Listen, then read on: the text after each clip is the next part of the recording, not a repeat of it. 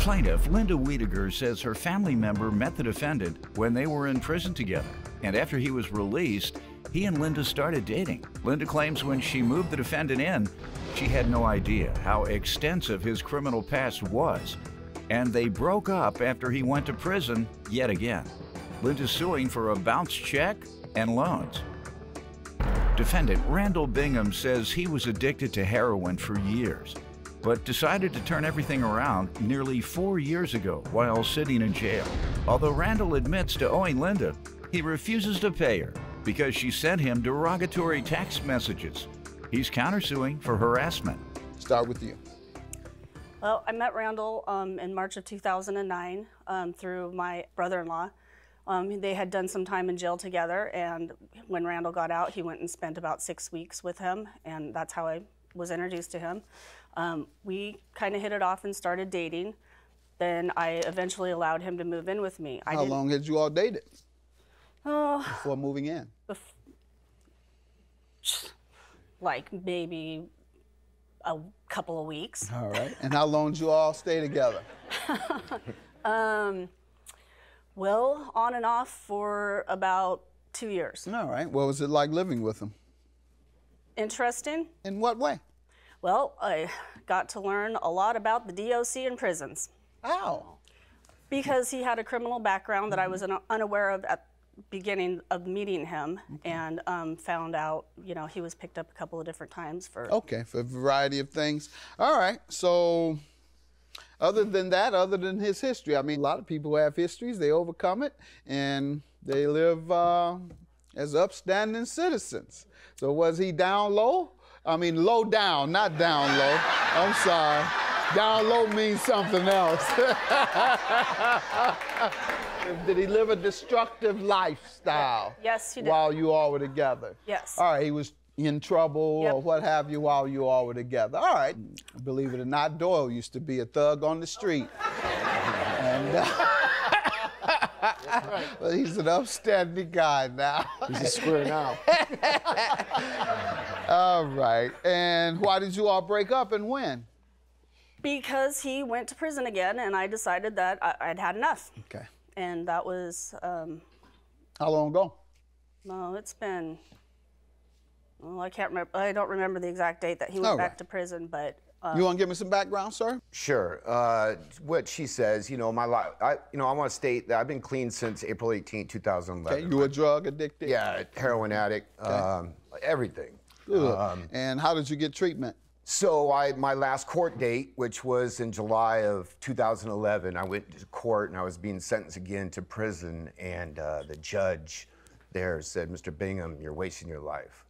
And after everybody left the courtroom, everybody except the bailiff, I'm getting shaking, excuse me, but the bailiff and the district attorney came up to me and said, "Mr. Bingham," he sat down next to me, and I've been in a lot of courtrooms, you know, and he said, "Mr. Bingham, what are you doing, man? You're wasting your life." He goes, "You're worth more than that." He goes, "Change." So they took me back to my cell, and I made a decision there, man, that day. I don't know, a light came on, and I changed, you know, I've been one day at a time, you know. Good. And I have 4 years coming up. Not to say I'm perfect, but what I don't do is I don't use today. You know? Yeah, then that's a very big accomplishment. You see, folks like you I admire, and I call you recovering addicts and all that. Yes. If you came in here still getting high, I'd call you a dope fiend. Right. Or a crackhead. That's right. Folks say, why do you call folks crackheads and dope fiends instead of addicts who have a disease? I say, when they're still doing it, I try to shame them into getting clean. But if they're trying to get clean, I applaud them and try and lift them up. So, continued success to you. I know it's hard. Hopefully you don't have relapses, but as long as you keep trying. All right, and how did the relationship go with the plaintiff? She has, you know, her own issues with alcoholism. So the mix of me being okay with my addiction at the time when I was using was good because I had an excuse, right, for my mate to be drunk, you know. So So it made it okay, you know, but which it wasn't, but it was a recipe for destruction. Ma'am, do you have anything to say? Are you alcohol-free, or have you had a problem, as he alleges? I have. You have had a problem? You overcoming it? I try to work on it. All right, you still working? Yep. All right. What are you suing them about today? A bounce check in my account. What happened? Tell me what happened. I had agreed to cash a check for him, and I had given him $1,300 of that money, and a few days later, it bounced in my account. When? April 29th of 2014.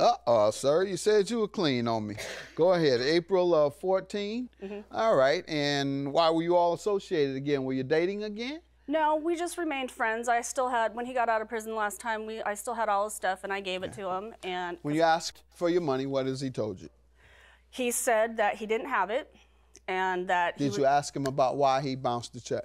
Well, it was an insurance check that was made out to him. He endorsed it over to me, and I put it in, and it had been stopped paid on. Okay, so it wasn't his personal check that he bounced. All right, so got it. I'm just trying to make sure we're still clean, not engaged in any intentional criminal behavior.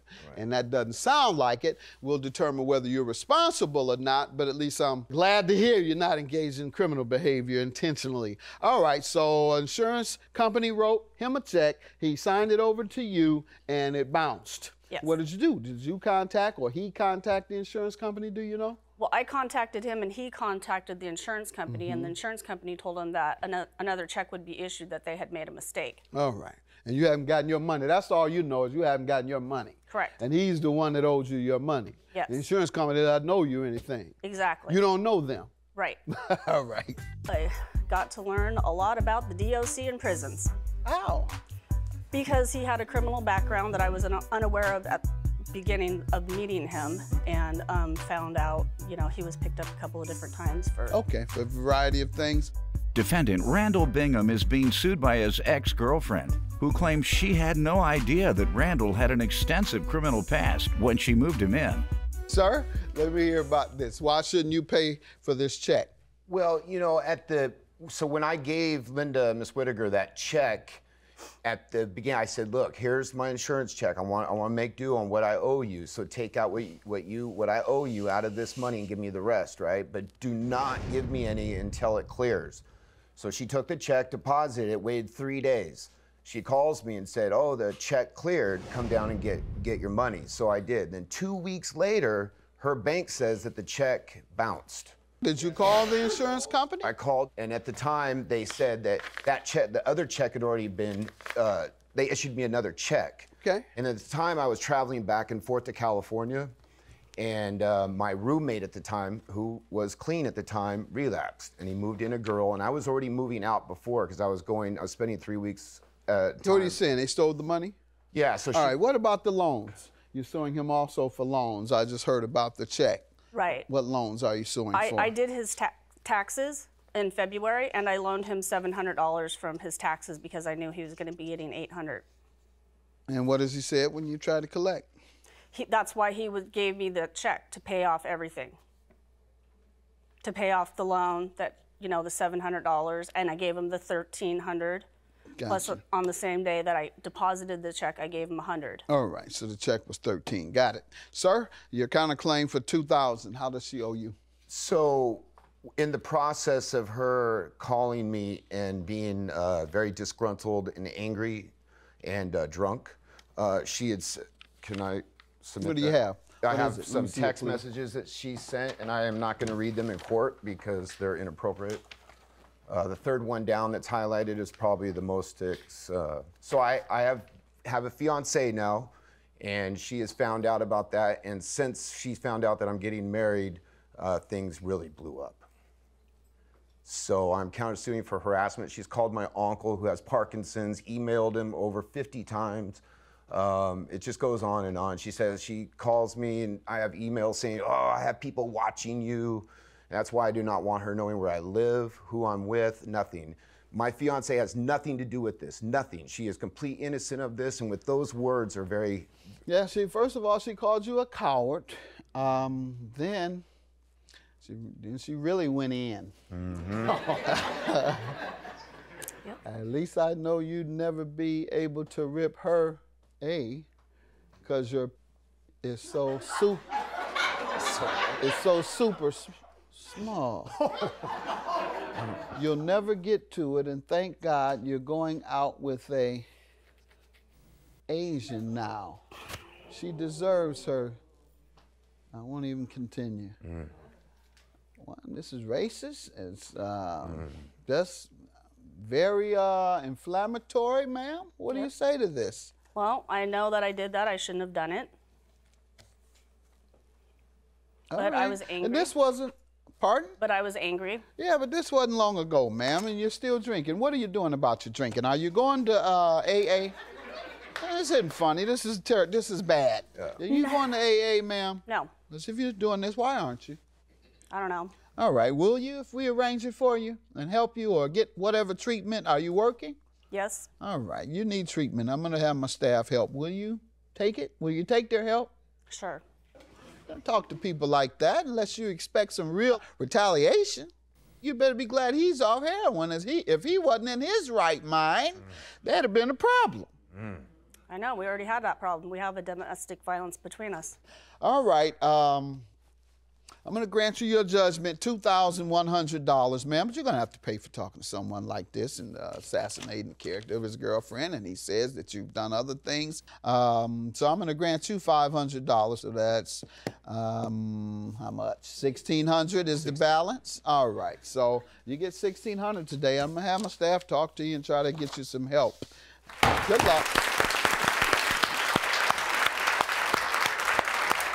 I hope she takes up on Judge Mathis's opportunity to get into treatment, and I wish you the best.